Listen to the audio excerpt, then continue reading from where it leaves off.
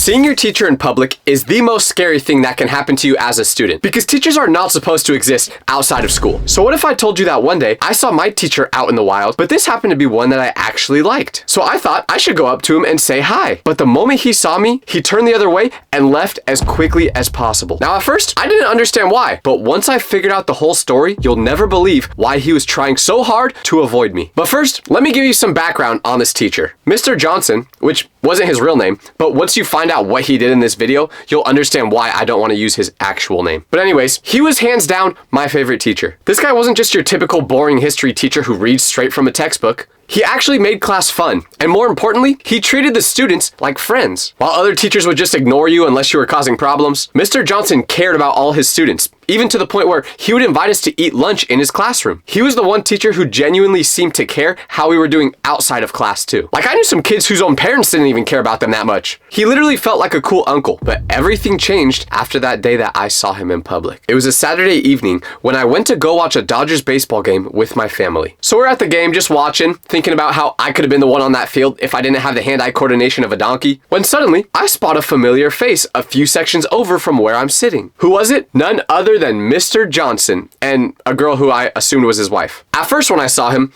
my heart dropped because in my mind, teachers do not exist outside of the classroom. Like, you're telling me that when the school day ends, they actually go home and live their own lives? I can't buy it. But after that quick anxiety spike of seeing my teacher in public, I was like, wait, I love Mr. Johnson. I should go up to him and say hi. I eat lunch in his classroom all the time. He'll probably be happy to see me. But then something strange happened. He looked over in my direction and we made eye contact for about a second. So I decided to wave to him. But instead of waving back, his eyes got super big like he just saw a ghost, and he tried to act like he didn't see me at all. I was thinking, that's kind of weird, but maybe it was just something else that made him have that reaction, right? Until he took it a step further, because after that inning ended, he and the girl he was with got up, left their seats, and didn't come back for the rest of the game. I had no idea where he went. And you may think, oh, well, maybe he was just leaving the game early. But the game still had 2 hours to go. So leaving that long before it ended just wasn't normal. I spent the rest of the night trying to figure out what happened. Was I the reason he left? Was he trying to avoid me? Does he even like me at all? The more I thought about it, the weirder it seemed. Mr. Johnson had never acted like he was embarrassed to know me before, but by the time the game ended,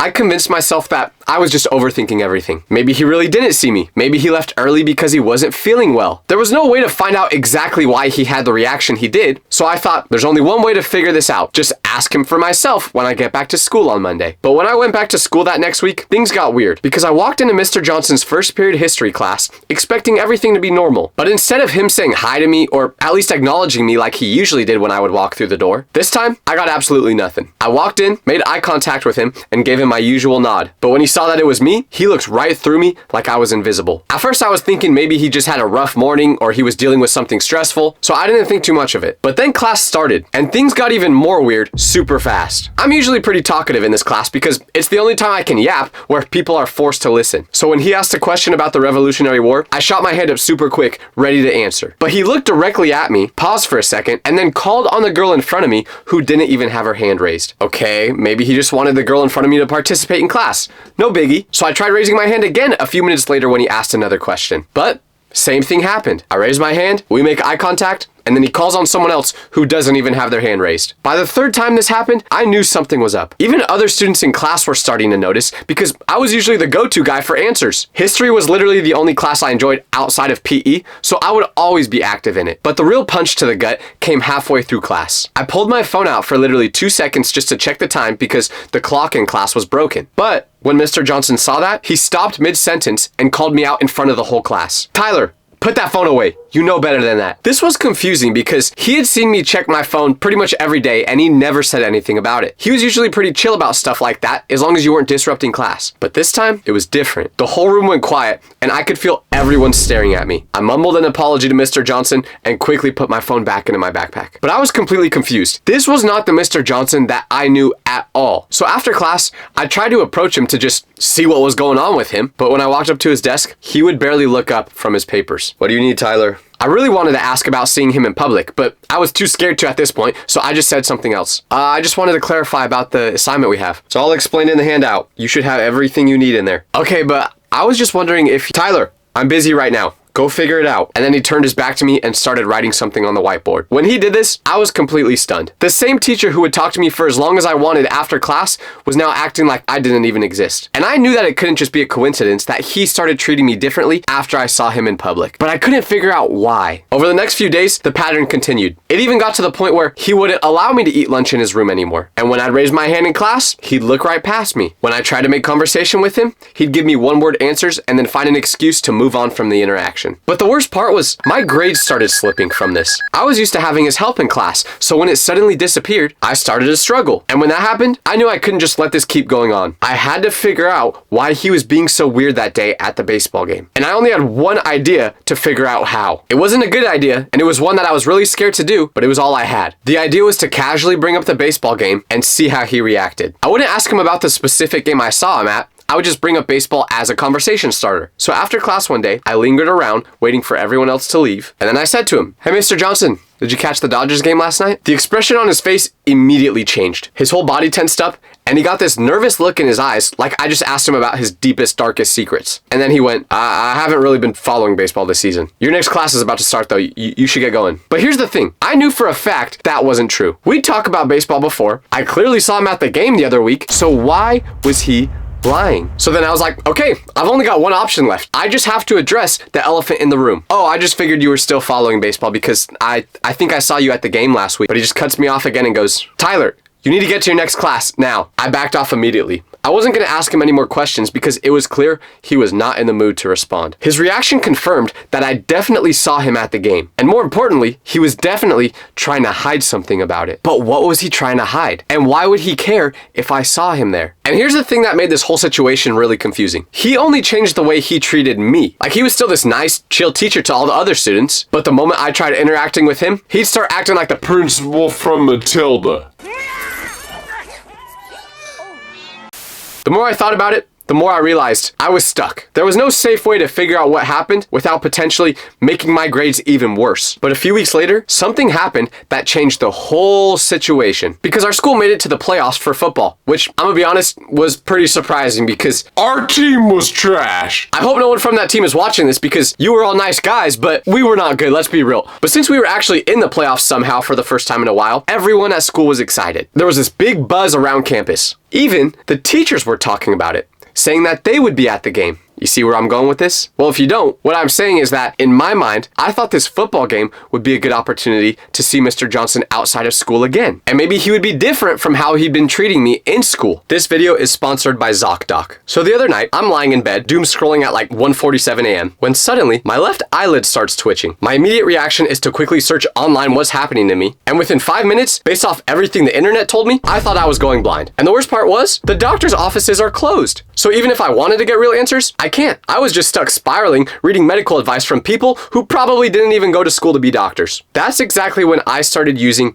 ZocDoc, today's video sponsor. ZocDoc is a free website where you can search and compare high-quality, in-network doctors, choose the right one for your needs, and click to instantly book an appointment. From primary care to dentistry, eye care, skin care, and nearly everything in between. ZocDoc makes it easy to book in-network appointments with more than 100,000 healthcare providers. With ZocDoc, you can filter for doctors by insurance, location, and specialties, and see reviews by verified patients so you can choose the best, most convenient care for you. When you found the doctor you need, you can see their actual appointment openings. Choose a time that works for you and instantly book a visit with just a few clicks. Plus, ZocDoc helps you get appointments fast, typically within just 24 to 72 hours of booking, and you can even score same-day appointments. No need to call doctor's offices and wait on hold either. ZocDoc lets you do everything online. So stop putting off those doctor's appointments and go to ZocDoc.com/Tyler Vitelli. Also linked in the description to find and book a top-rated doctor today. So Friday night rolls around, and I'm at the game with my friends. Our whole student section was going crazy, the band was playing, and we're getting demolished because, like I said, we were not good. I don't know if we paid the refs to get into the playoffs or something, but I don't know. So during the game, I scanned the rest of the stands to see if I could find Mr. Johnson. I looked, and then boom, I saw him. He was sitting with a woman again, just like at the baseball game. I took a deep breath and then made a decision that I'm still not sure if I regret or not. I decided to walk over and say hi. Not to confront him or ask uncomfortable questions, but just to interact with him and see how he responded. So I climbed up the bleachers until I was standing right in front of him. Mr. Johnson looked up and saw me approaching, and I swear the color on his face changed immediately. He looked like he'd seen a ghost, or worse, like he'd been caught doing something that he wasn't supposed to be doing. But unlike when I saw him at the baseball game, he knew that now he couldn't just leave and act like he never saw me. So once I got close enough, I said to him, "Hey, Mr. Johnson, how surprised are you that we're losing?" He forced this really uncomfortable smile and then said, "Oh, hey, Tyler, yeah, it's been a good game." But he sounded super nervous, which was really unusual for him. After he said that, there was this awkward pause where we kind of just looked at each other for a second, and I could tell he was really hoping I would just say goodbye and then walk the other way. But then the woman next to him cleared her throat, obviously expecting to be introduced. Mr. Johnson looked at her and then back at me, and I could tell he was panicking. His eyes were darting like he was looking for an escape route. Finally, he gestured toward the woman and said, "Tyler, this is my wife." He said it with this forced cheerfulness that sounded completely fake. The woman smiled and extended her hand and said, "Nice to meet you, Tyler. I've heard so much about Mr. Johnson's students." But when she reached out to shake my hand, she took her blanket off and I noticed that she was pregnant. I didn't say anything about it because I'm always scared to assume a girl is pregnant and then they're not, but it was pretty obvious. She was pregnant. I shook her hand and then said something polite back, but my brain was spinning. Also, side note, Mrs. Johnson, if you're watching this, you are a very, very beautiful woman. Lock in, Tyler. That is a married woman. Sorry. After I met his wife and I saw her up close, I noticed something. This was not the same woman I saw him with at the baseball game just a few weeks ago. There's got to be a reasonable explanation for this though, right? Maybe the girl at the baseball game with him was a coworker or his sister, but the way they were interacting with each other did not make it seem that way. Because at the baseball game, they were holding hands. Now, unless you're from Alabama, I don't think it's normal to be holding hands with your sister. So what did this all mean? I wasn't sure, but my mind was racing through all the possibilities, trying to find some innocent explanation. Maybe the first woman really was just a friend, and I had misread the situation completely. But I remembered how close they were sitting, how comfortable they looked with each other, and the fact that they were holding hands. I'm standing there, making small talk with his wife, nodding and smiling, while my brain is telling me that there is something seriously wrong with this situation. I was already nervous enough trying to talk to them because of how beautiful she was. But now, I had to have a normal conversation without bringing up the fact that I saw Mr. Johnson with another girl at the baseball game a few weeks ago. And let me tell you, during this whole conversation, Mr. Johnson looked absolutely terrified. I'd never seen him look so uncomfortable in my life. His wife was being really nice, asking me about my plans after graduation and how I was doing in my classes. Kind of sounds like flirting if you ask me. But anyways, I could barely focus. All I could think about is whether I should bring up what I saw at the baseball game. Do I ask about the other woman, or do I pretend like I didn't see anything? Part of me wanted to just blurt it out. Hey, weren't you with a different woman at the Dodgers game? But at the same time, I had a class to pass, and I couldn't risk doing anything that would make me do even worse in it. And this was when it really hit me. The reason he looked like he wanted to disappear anytime we made eye contact was because he thought that I knew something. I mean, what other explanation could there be? He's introducing one woman as his wife at a football game, but I saw him with a completely different woman a couple weeks ago. Either this guy has a really complicated family tree that I just don't understand, or he's cheating on his pregnant wife. And based on how nervous he looked, I'm pretty sure it wasn't a complicated family situation. But little did I know, I never should have assumed that I knew what was going on. And you'll figure out why very soon. Because the conversation was winding down, and I knew I had to make a decision. Do I say something, or do I pretend like I never saw anything? This was probably the only chance I was ever going to interact with his wife, unless we went on a date a little bit later. You may think the obvious thing to do is to protect myself and not say anything so class doesn't become awkward. But I'm the type of person that feels super guilty if I don't do anything in these situations. Like one time I clogged the toilet at my friend's house, but I was too embarrassed to tell him, so I just blamed it on his grandma. Still haven't owned up to what I did that day. Sorry, Grandma. Also, rest in peace. Anyways, I looked at Mr. Johnson one more time, and he was staring at me with this expression that was half hope and half terror. He was waiting to see what I would do, because I could ruin his life right in that moment. So I made my choice. I smiled, told his wife that it was really nice to meet her, and walked away without saying another word about the baseball game and what happened there. But just like I knew it would happen, as I walked back to my friend group, I had this disgusting feeling in my stomach. It felt like I was carrying this huge secret that I had never asked for, and I knew I had to do something about it. Walking back to school that next week was one of the most uncomfortable experiences I'd ever had. Every time I saw Mr. Johnson, I felt like I was gonna explode from all the tension. But now, instead of just him being the one ignoring me, I was ignoring him too. And he could tell I was doing this. He knew that something was up. It was so awkward between us now. Before,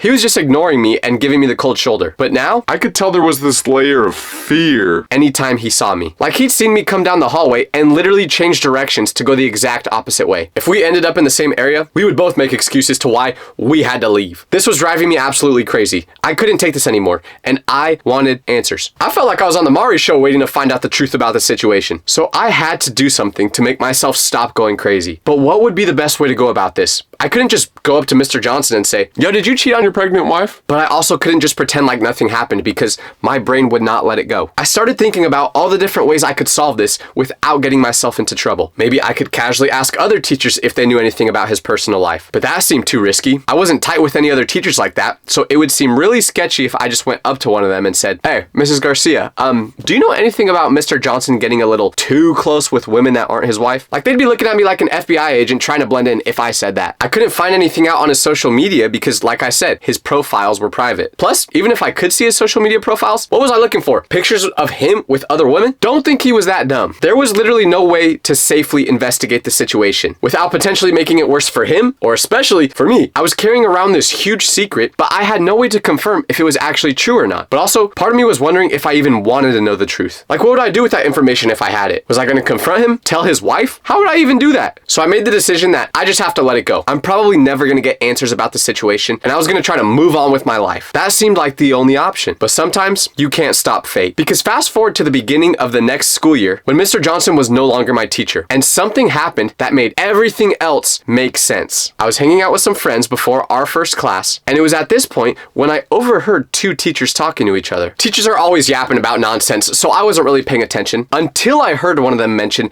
Mr. Johnson. And after listening a little closer, I heard them say that Mr. Johnson's divorce was finalized over the summer. So this meant there were two possible things that could have happened. Number one, Mr. Johnson and his beautiful, Gorgeous, stunning wife. hit me up by the way.